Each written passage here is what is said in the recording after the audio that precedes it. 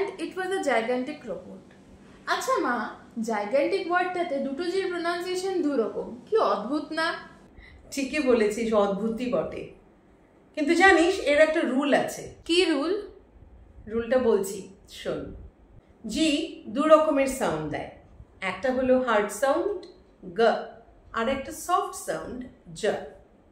যখন জি এর পরে এ বা ও বা ইউ থাকবে তখন সেটা দেবে একটা হার্ড সাউন্ড গ, যেমন garden, gold, gap, game, goat etcetera. আবার জি এর পরে যদি ই, আই বা ওয়াই থাকে তখন সেটা দেবে সফট সাউন্ড জ, যেমন gem, giant, giraffe, gender, general, jester and so on.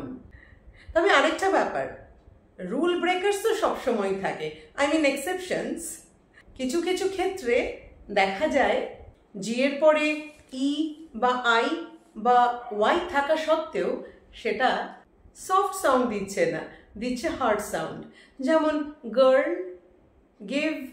তো এবার তোমাদের কাজ, আরও কি এমন কোনো রুল ব্রেকার্স আছে, আই মিন এক্সেপশনস? তাহলে কমেন্টসে লিখে আমাদের সাথে শেয়ার করো।